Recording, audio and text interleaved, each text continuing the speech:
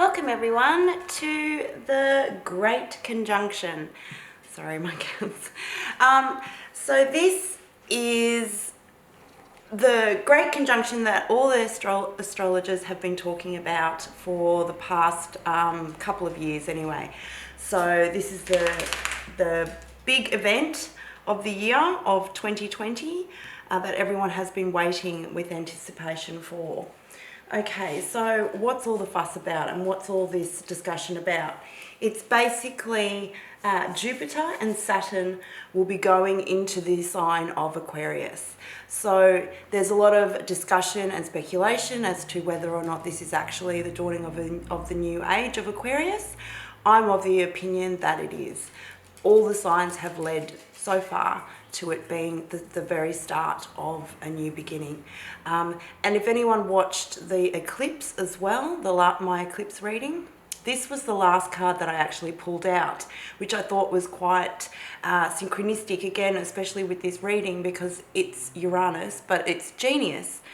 However, Aquarius, the higher vibration of Aquarius is also genius. So that's why I decided to pop that in there. Aquarius is I know. Saturn, of course, is the truth and structure, and Jupiter is abundance and also expansion. So anything that it touches will expand. Oh, sorry, my cat really wants to come in here. I'm just going to talk a little bit about the actual conjunction. You can sit there. Sit. Good boy. Sorry. There you go. So I'm just going to bless my cards to start with. So dear angels, saints and spirits from the divine white light, please bless my cards and give me clear insight. So mote it be. I'm going to do things a little bit differently as well this time. So I'm going to pull three cards and pull them out, and then I'm going to put some tarot on them as well. So we'll just see what comes out with that.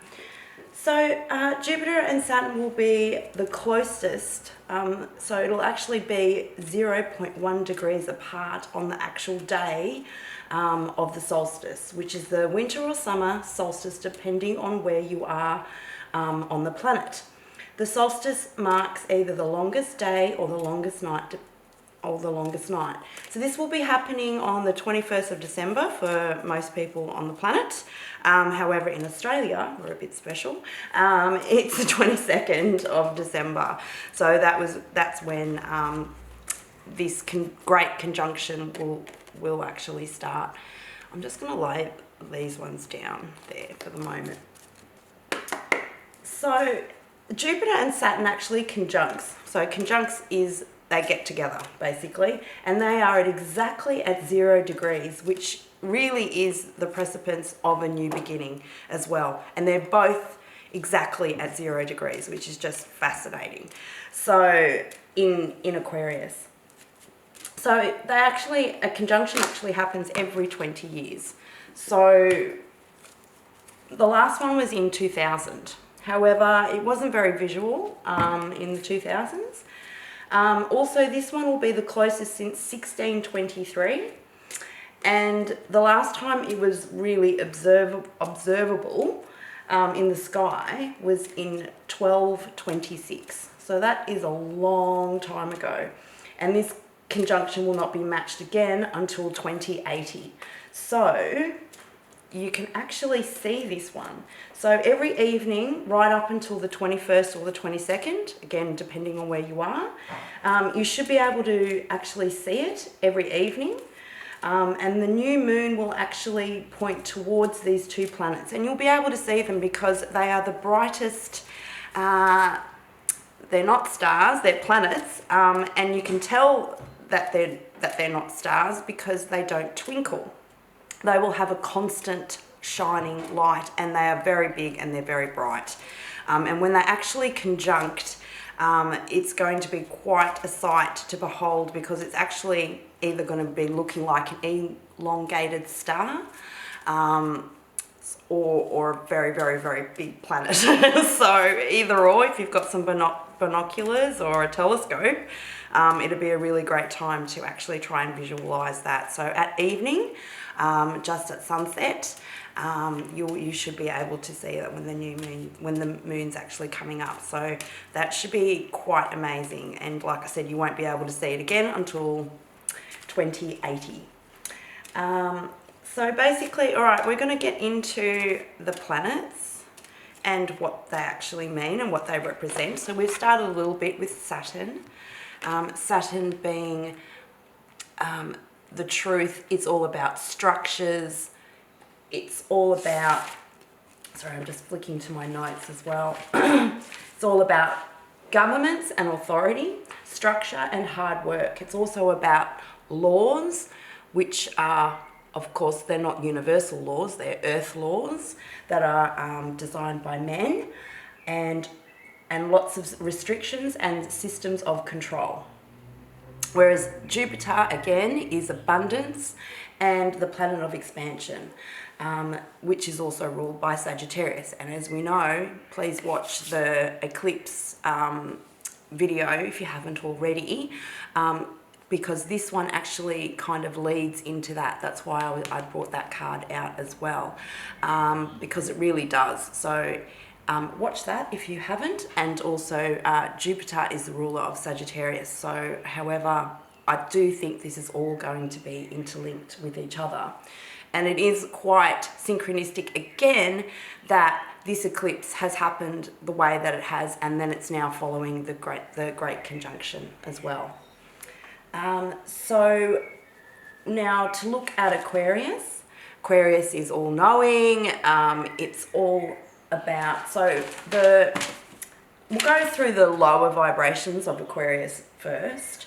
So it's objective, it's non-emotional, it is also all about information, it's intelligent, it's all about technology. It's all about artificial intelligence. It's very robotic in that kind of a sense. And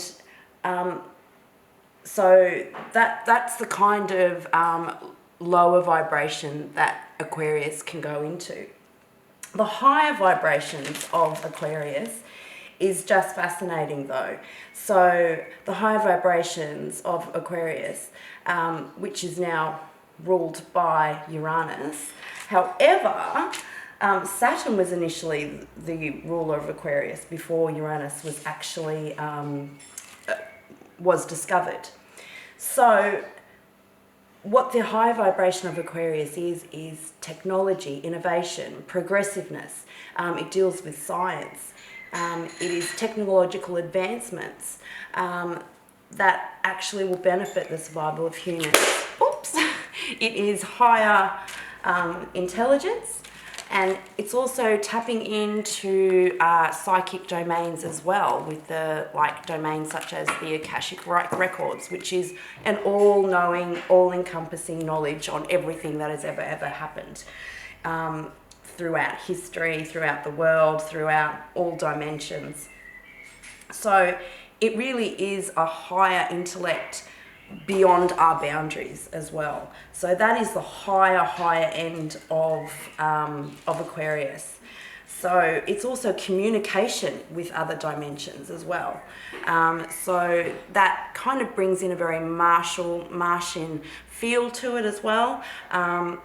And the image that I kind of get, I don't know whether I'm probably showing my age as well, it was like my favourite Martian.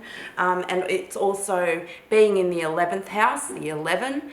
The 11 also brings up the antennas as well, so that it's able to pick up information. And it's very Martianic anyway, so I don't even know, I think that's a word I've just made up, but anyway. But it does give me that sense of my favourite Martian, of being able, coming from another planet. And it feels like, if you've ever met Aquarius people, they kind of, especially if they're on the higher or lower end of it, they do seem to be not of this world. So they kind of can be either very robotic or very much so like a Martian. So the main themes, though, that we're going to be seeing with this is a humanitarian and a community focused with that. So that's what they actually are. And of course, the opposite end of Aquarius is Leo. So Leo is practically the opposite, because it's all about heart and courage and self-confidence and doing all that kind of thing. Whereas, and it's very self-focused, whereas with Aquarius, it's more about the collective. So anyway, I'm sorry. You want to be in the reading, don't you, buddy? Come and sit on my lap. Okay, so we're going to pull out, we're just going to see what planets we've, this is the planet. So Mars, picking, so this is a Mars energy, and we are seeing a lot of fire energy with this. However, Aquarius is an air sign with the intellect, and it's also the swords in the tarot. It's relating to the second house, and we have oh my gosh, the Aquarius sign. So that's pretty cool. I was like, hopefully one of those things would be relevant.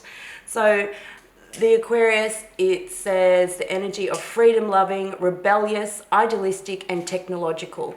Also, yes, that's the other thing that I forgot to mention as well. So Aquarius as well is the rebel without a cause. It's revolutionary as well. So I feel that we are going to be seeing a lot of an uprise of the people. We've already started to see that as well in a lot of other countries, uprising against governments and having their say against about their freedom. So I really feel that is going to be a massive, massive theme for all of us collectively, for the collective. The second house is your assets and finances and the things that you value. When I was meditating on what this conjunction means, there are a lot of people with a lot of opinions, and that's okay, and everyone's allowed to have their opinions, and this is what we're going to be coming into. It has been doing everything in an individual way, and there is no right or wrong way. All of those things are being dissolved. We all want that freedom as long as we're not hurting other people. This is what I was really feeling and really picking up on, especially with the finances. So when I was meditating on the cards and meditating on this particular conjunction, what I was picking up was what things, first of all, I was seeing a quickening. So a quickening to the endings, and the eclipse was bringing that in for me. Now, this is going to be a bit weird, but I was just seeing a lot of E words. So, and it just kept rolling. So the first thing that I saw too was economy. I really feel like the old economy is going to crumble and break away, and we will probably go into a global economy or currency, or an electronic currency, e-currency. That is something that's going to happen. It's going to be an evolution. It's going to be all about equality, environmental, energy, electricity, equilibrium. So endings, ether, as I said, electricity, enlightenment, excitement, enjoyment, exploring, inquiry, education, and ESP. That is all the things that I have seen, what we can expect that this new era being another E word, will be bringing in for us.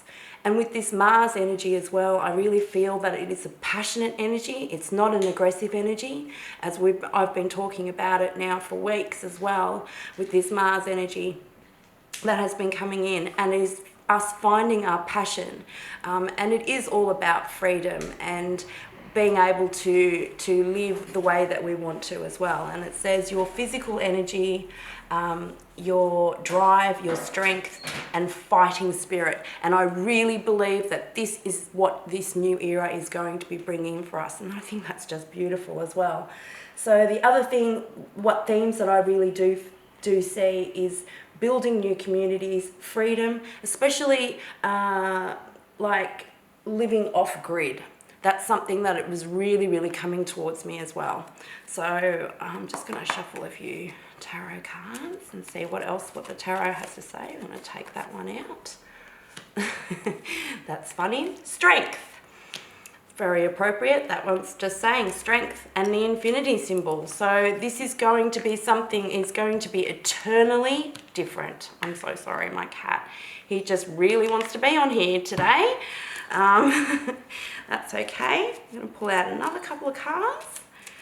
So strength, yes, with that infinity, it's actually an infinity symbol, but I'm seeing that it is like eternity, so which is also infinity as well.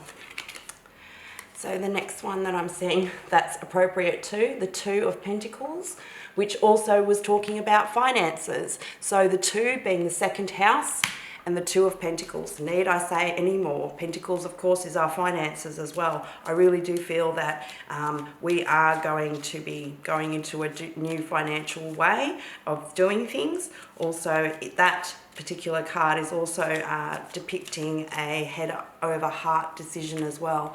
So to be able to step into our mind as well, because that's what Aquarius is asking us, to use our intellect to find out information, to know more. And also, I think with Leo being the opposite sign, is also to be able to use our heart and to make sure that we have that we're in our heart space and using that compassion for all people as well, so that we're not just doing things for the greater good. And that's very appropriate too, which is the Nine of Swords, which is swords is air energy, like I said before with Aquarius, and that's the Nine of Swords. So overthinking things. And I find that, yes, we potentially could be during this time frame. But again, what I just said as well, as long as we look to, and this is also pointing to the Strength card as well with the Leo, that's a very Leo card as well. And being able to have that strength and that strength of conviction that we can actually use our heart and not be worried about what other people think, or and actually using our feelings and not going into the lower vibration of Aquarius and overthinking it, making sure that we do have our heart and our head in balance. And that's really predominant of the second card, which is over here, which is the Two of Pentacles. As you can see, he's balancing them though. They're not falling, they're not dropping on the floor, and he's keeping them up in the air. So it is really a balance of both head and heart. So I really do feel that that is very appropriate. Sorry, Smokey. Sorry, he just really wants to stay there today. So he usually loves when I do readings, so he loves the energy, I think. And as you can see, he's a very old cat, so he's more than half in, half out at the moment. So it's okay, as long as you don't burn your tail. Okay, so I'm just going to get some more advice for us for this great conjunction. So what advice do we have for the collective for us, for this new era that we're experiencing? And I really do feel it is going to be exploring and finding that excitement as well, which I really find is just beautiful, and that is just gorgeous as well. So destiny, this is our destiny. I really do feel that, and it's a 10 as well. Again, 10 breaks down to 1, which is a new beginning as well. And I really do feel that this is a new beginning, a new reset for everybody as a collective, and there is no right or wrong way. And as we know that all the timelines, everything like that has been dissolved, we all get to pick and choose which direction we want to go in, what feels right for us as well. So I think we need to make sure that we're doing that. We're not going along with the crowd. However, I do feel that the crowd is a lot more awake now, spiritually awake. Everyone is. It's amazing. So like I was born in the 70s when they were singing about the age of Aquarius. And honestly, a lot of people would, think that was all hippy dippy shit.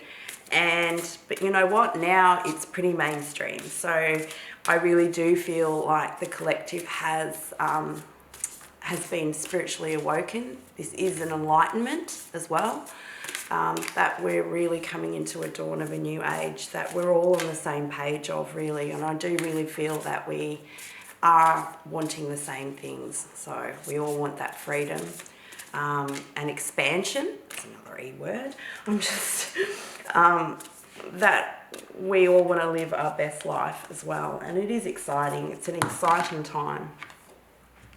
Oh my gosh. All right. So I've just pulled out Telepathy of Terra Mater 36. So let's read that as our advice. 36.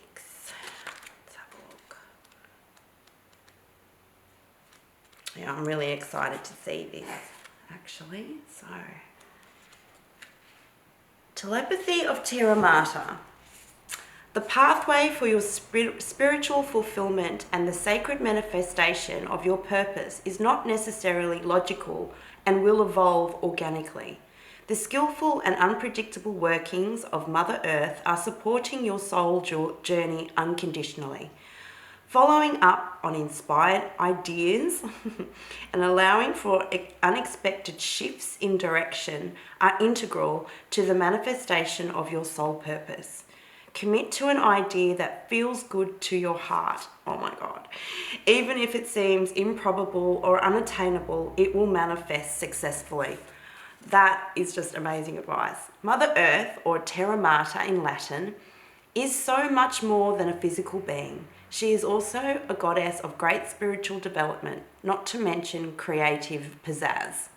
As a masterful practitioner of artful evolution, she creates butterflies from caterpillars, massive oak trees from marvelous old little acorns, and a radiant soul from the flesh of a human infused with the internal spirit.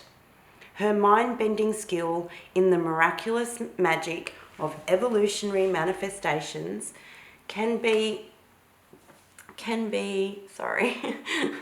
Oh, I think you did burn your tail, darling. You all right? Sorry. You okay?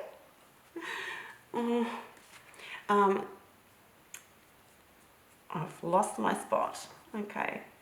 Her mind-bending skill in the miraculous magic of evolutionary manifestation can be relied upon to evoke far greater sublime beauty and rapturous delight than even the most inspired human imagination can conjure. As a sacred feminine being, she knows how to nurture the essence of all beings into fulfillment.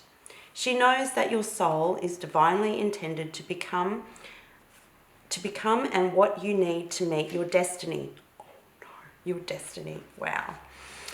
She has the resources and the wisdom to support each soul in such a way that there is benefit from all beings. This is an applied genius. Applied genius of ecosystem intelligence.